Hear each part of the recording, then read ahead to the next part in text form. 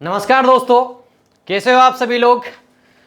हमारी जो कल की क्लास थी यार, पिछले 2 दिनों की क्लास की बात करें तो उसमें हमने स्टार्ट किया भाई, क्या सभी को पता है, मध्य प्रदेश का सांस्कृतिक परिदृश्य। ठीक है भैया, आप लोग ध्यान रखोगे। सबसे पहले तो टॉपिक क्या है, सांस्कृतिक परिदृश्य।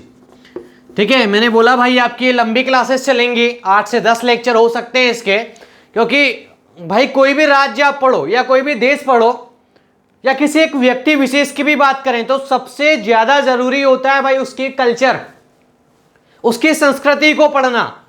भाई जब तक आप उसकी संस्कृति को नहीं जानोगे, कल्चर को नहीं जानोगे, उसके बारे में कैसे पता चलेगा।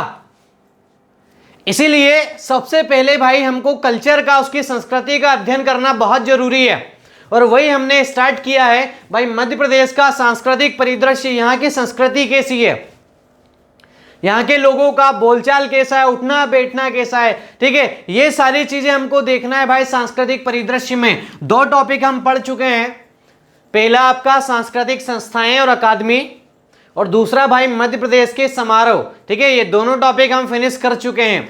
आज का जो टॉपिक है भाई बहुत इंपॉर्टेंट है, आपका हिंदी के दृष्टिकोण से भी बहुत महत्वपूर्ण है, जिसका नाम है भाई साहित्यकार। मध्य प्रदेश के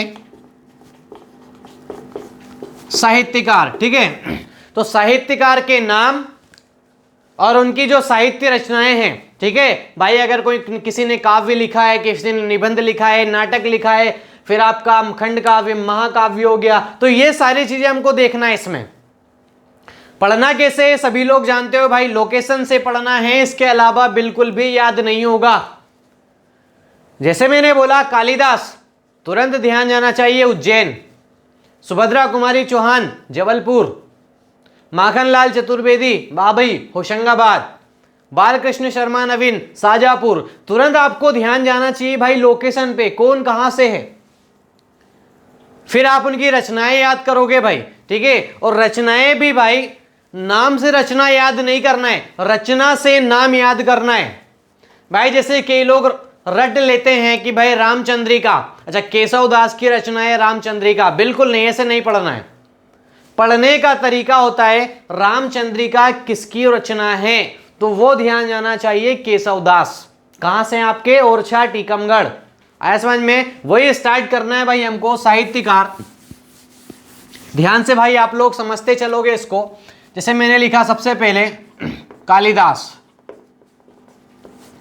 ठीक है, तो कालिदास सबसे पहले तो लोकेशन भाई कहां याद रखोगे, उज्जैन। ठीक है, कालिदास जो है आपके, आपको पता होगा इतिहास पढ़ा हो तो, जो गुप्त शासक थे चंद्रगुप्त विक्रमादित्य, उनके दरबार में रह चुके हैं आपके कालिदास। ठीक है, और उनके 9 रत्न में से एक थे ये व्यक्ति। भैया आपने पढ़ा होगा, उनके जो 9 रत्न हुआ करते थे चंद्रगुप्त विक्रमादित्य के, उनके 9 रत्नों में से एक थे कालिदास। उनके दरबार से संबंधित हैं आपके कालिदास। ठीक है, तो भाई संबंध याद रखना कहां से, उज्जैन से। अगर रचनाओं की बात करूं मैं, तो रचनाओं में आप याद रखोगे सबसे पहले तो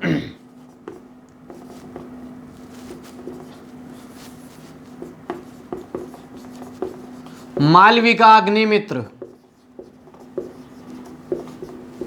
ठीक है भाई, आपने नाम सुना होगा मालविका अग्निमित्र।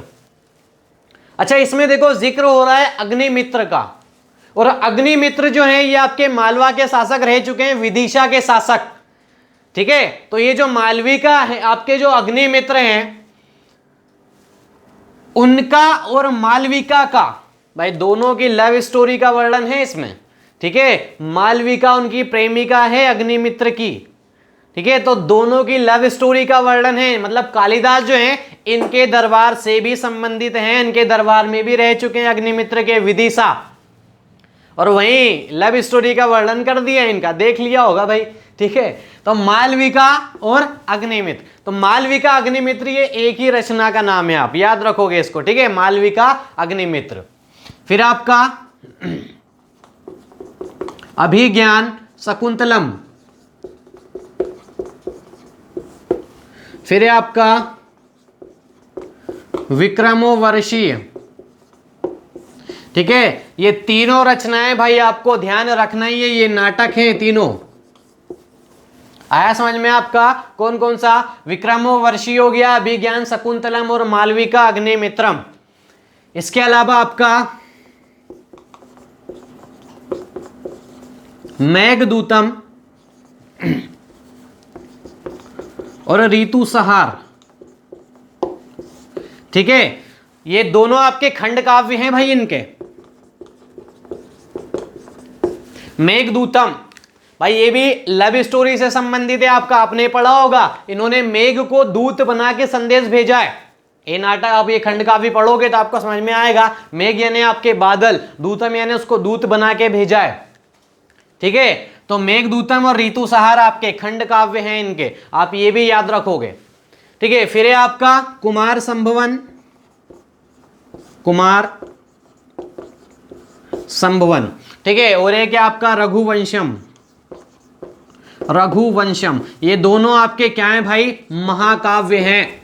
तो आप ये रचनाएं इतनी याद रखोगे। किनकी रचनाएं भाई? आपके कालिदास की रचनाएं हैं। आया इतना समझ में? ठीक है, कालिदास की रचनाएं आपकी मालविका अग्निमित्रम, अभिज्ञान शकुंतलम, विक्रमोर्वशी नाटक, मेघदूतम, ऋतुसंहार खंड काव्य, कुमार संभवन और रघुवंशम, ये क्या है? आपके महाकाव्य। ठीक है, तो भाई ये आपको नोट कर लेना है सबको। सारी की सारी रचनाएं किसकी थी? आपकी कालिदास की। अगले भाई बाणभट्ट,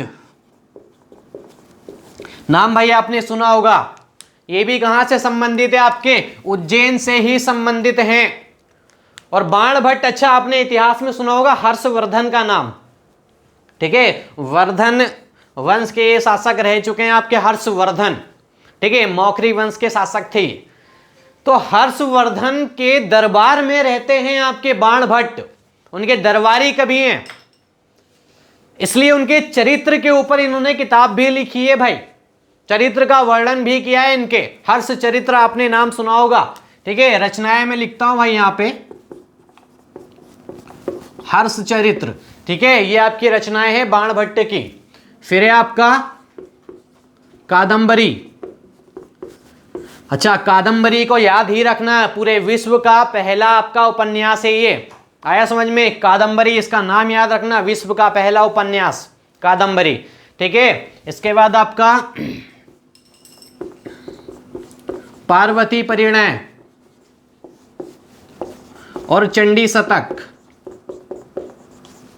ठीक है, तो ये चार रचनाएं भाई आप याद रखोगे किसकी है? बाणभट्ट की। कहां से संबंधित है आपके? तो याद रखोगे हर्षवर्धन के दरबारी कवि रह चुके हैं आपके। ठीक है, उज्जैन। रचनाएं में आप भाई हर्षचरित्र, कादंबरी, पार्वती परिणय और चंडी शतक। ठीक है, तो ये रचनाएं भाई आपकी बाणभट्ट। इसके बाद अगले कवि आपके भृतहरि। ठीक है, भृतहरि याद रखोगे भाई। भृतहरि शासक, सॉरी, कहां से संबंधित है? उज्जैन से। ये उज्जैन के शासक रह चुके हैं, शासक हैं ये किसी के दरबारी कवि नहीं है भृतहरि। ठीक है, उज्जैन के खुद ये शासक रह चुके हैं आपके भृतहरि। ठीक है, इनकी रचनाएं आप याद रखोगे भाई, नीति शतक, श्रृंगार शतक और वैराग्य शतक। देख रहे हो, 13 शतक हो गया भाई इनका। ठीक है, शतक ही शतक याद रखोगे आप। जैसे ही शतक आया ध्यान में आना चाहिए आपके भृतहरि, उज्जैन। टोटल शतक है आपके 3 शतक। ठीक है, कौन कौन से? नीति शतक, श्रृंगार शतक और वैराग्य शतक। तो तीनों रचनाएं आप याद रखोगे भाई, किसकी है? आपके भृतहरि की हैं। आया इतना समझ में? ठीक है, इसके बाद आपके अगले कवि आप याद रखोगे शरद जोशी। ठीक है, शरद जोशी भाई आपने नाम सुना होगा इनका। ये भी कहां से संबंधित है? आपके उज्जैन से ही। देख रहे हो, उज्जैन नगरी आपकी, अधिकतर साहित्यकार वहीं से मिल रहे हैं आपके, ये चौथे हैं वहीं से। ठीक है, शरद जोशी, उज्जैन। रचनाओं की भाई बात करूं मैं, इनके रचनाएं आप याद रखोगे भाई इनकी, यथासंभव,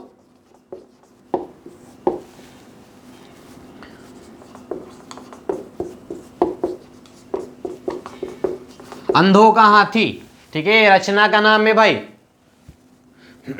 फिर है जीप पर सवार इल्लियां,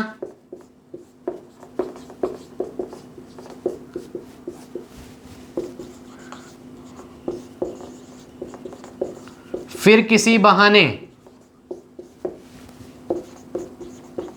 और एक है भाई आपका परिक्रमा, और एक है आपका राह किनारे बैठ या बैठे हैं। ठीक है, ये आपकी रचनाएं आप याद रखोगे। शरद जोशी, कहाँ भाई आपका लोकेशन? उज्जैन। ये सारी आपको याद रखना है। यथासंभव है, अंधों का हाथी है, एक था गधा करके भी है भाई एक रचना इनकी, वो भी आप याद रख सकते हो। जीप पर सवार इल्लियां, फिर किसी बहाने, परिक्रमा, राह किनारे बैठ या बैठे हैं। ठीक है, तो ये सारी रचनाएं आपकी किसकी है भाई? शरद जोशी। आप जब भी नक्शा उठाओगे, एक खाली मैप लेना है आपको, मैं बता चुका हूं, 1 रुपए में मिल जाएगा आपको। खाली मैप आप मानचित्र उठाओगे मध्य प्रदेश का, तो उज्जैन जो है उसमें आपको चारों कवि के नाम लिखने हैं। ठीक है, चारों कवि के, बाणभट्ट है, कालिदास है, भर्तृहरि और शरद जोशी, और उनके नाम के भाई ब्रैकेट में उनकी रचनाएं आप लिखोगे। 1-2 बार भरना है आपको, हमेशा के लिए याद हो जाएंगी। आप ऐसे याद करोगे ऐसा नहीं होगा, आपको नक्शे से आपको भरना है। तो ये सारी की सारी जो रचनाएं भाई आपको याद हो जानी है शरद जोशी जी की। ठीक है, कहां भाई आपका लोकेशन? उज्जैन। फिर अगले भाई आपके केशवदास। ठीक है, ओरछा दरबार से संबंधित है भाई आपके ये।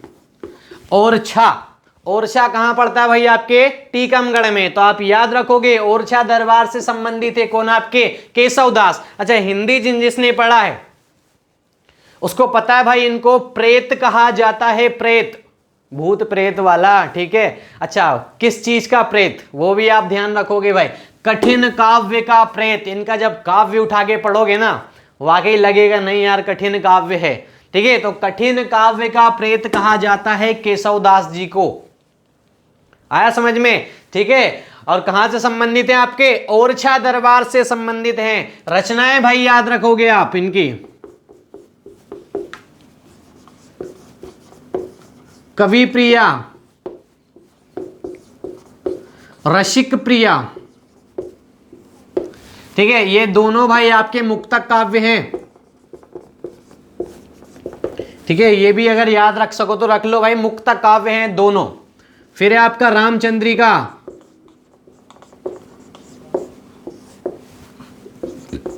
वीर सिंह देव। ये दोनों आपके प्रबंध काव्य हैं। ठीक है, तो ये 4 रचनाएं भाई आपको याद रखना है केशवदास की। कौन कौन सी 4 रचनाएं भाई आपकी? सबसे पहले तो आपका कवि प्रिया, कवि प्रिया के बाद रसिक प्रिया, इसके बाद आपका रामचंद्रिका, और रामचंद्रिका के बाद वीर सिंह देव। ये दोनों क्या है आपके? प्रबंध काव्य, और दोनों ये क्या है? कवि प्रिया, राम रसिक प्रिया, मुक्तक काव्य।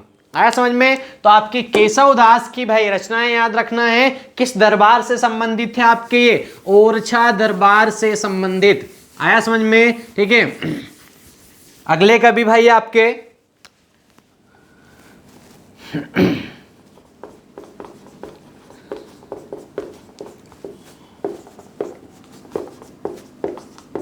माखनलाल चतुर्वेदी। अच्छा, ये तो पता है भाई, मैं बता चुका हूं कहां से संबंधित है आपके? बावई। कहां पड़ता है भाई आपका ये? होशंगाबाद। ठीक है भाई, कई लोग होंगे यहां से, तो आप लोग ध्यान रखना भाई। ध्यान क्या रखना, आपको तो पता ही होगा। ठीक है, माखनलाल चतुर्वेदी, बावई, होशंगाबाद। लेकिन इनका समारोह कहां होता है भाई? समारोह कहां होता है? खंडवा में। ठीक है, तो समारोह खंडवा में होता है कहां के भाई? बावई, होशंगाबाद से। ठीक है, अच्छा रचनाएं। अब रचनाएं भाई इनकी आपको याद रखना है। सबसे पहली तो आपने खूब पढ़ा है भाई,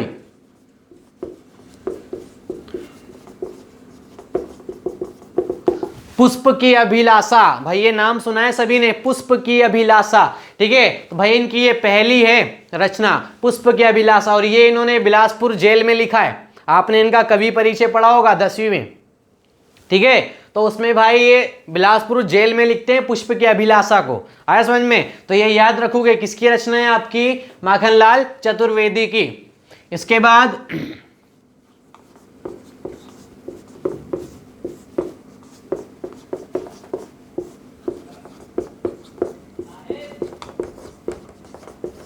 ठीक है, लिखा क्या है भाई, ये धिजुरी काजल आंज रही थी। ठीक है, मतलब किसी लड़की से आप समझ सकते हो काजल आंजना मतलब क्या होता है, काजल लगाना। ठीक है, तो धिजुरी काजल आंज रही थी, ये क्या कर रहे थे भाई, देख रहे थे क्या खड़े होके? आया समझ में? ठीक है, धिजुरी काजल आंज रही थी, अपन खड़े होके देख रहे हैं, मस्त। तो ये आप याद रखोगे, काजल आंजना मतलब लगाना। ठीक है, ये सेकंड आपका, धिजुरी काजल आंज रही थी, ये रचना है इनकी, किसकी, माखनलाल चतुर्वेदी की। खड़े होके देख रहे हैं भाई, लिख दिए उस पे, रचना बना दिए। अगला आपका हिम की रिटनी,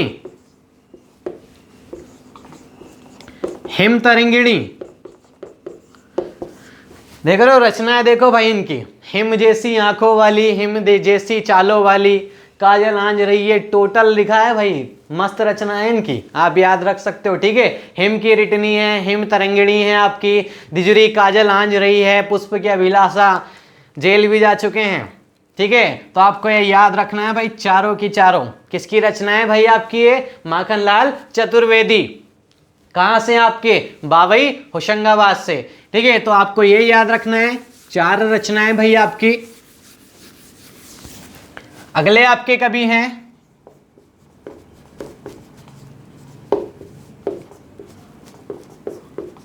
हरिशंकर परसाई। ठीक है भाई, ये भी किस जिले से हैं, सबको पता होगा भाई, होशंगाबाद, जमानी ग्राम। ठीक है, होशंगाबाद भाई, ये गांव का नाम सुना होगा, तीखड़ जमानी करके। ठीक है भाई, ये आपका होशंगाबाद जिले में लगता है, इटारसी के पास जमानी ग्राम। ठीक है, तो वहां के रहने वाले हैं आपके हरिशंकर परसाई। अच्छा, इनकी रचनाओं की बात करूं तो इनकी रचनाएं भी मस्त हैं भाई, एक नंबर, याद होगी आपको। ठीक है, रचनाएं भाई इनकी, कभी हंसते हैं कभी रोते हैं। भाई हंस लो या रो लो, कभी हंसते हैं कभी रोते हैं।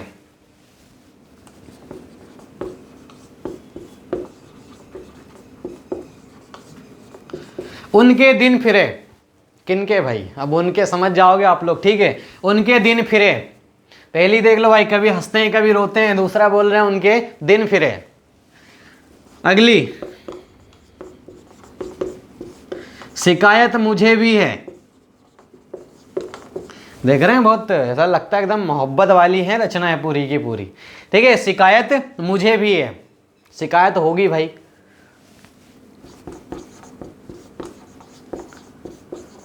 तब की बात कुछ और थी, मतलब अभी की बातें बदल चुकी होंगी भाई। आया समझ में? ठीक है, ये रचनाएं हैं इनकी, कभी हंसते हैं कभी रोते हैं, उनके दिन फिरे, शिकायत मुझे भी है। ठीक है, तब की बात कुछ और थी, तट की खोज, फिर खोज में लगे हैं तट की। ठीक है, तट की खोज भी इनकी रचना है भाई।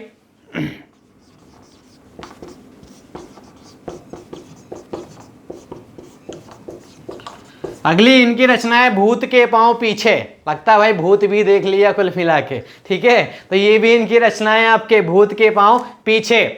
ठिठुरता हुआ गणतंत्र, ठीक है, सदाचार के ताबीज, सदाचार के ताबीज भी इनकी रचनाएं हैं। ठिठुरता हुआ गणतंत्र है, भूत के पांव पीछे, तट की खोज, तब की बात कुछ और थी, शिकायत हमें भी है मुझे भी है। ठीक है, उनके दिन फिरे, कभी हंसते हैं कभी रोते हैं। तो भाई आपके हरिशंकर परसाई जी हैं, कहाँ के भाई, आपके जमानी के। हो सकता है गम में लिखी हो रचनाएं, अब वो तो वही जाने लिखने में। ठीक है, तो भाई आपको ये याद रखना है, इतने कवि और इनकी रचनाएं। आया समझ में? आगे की क्लास में हम पूरा इसको कंप्लीट करेंगे। धन्यवाद।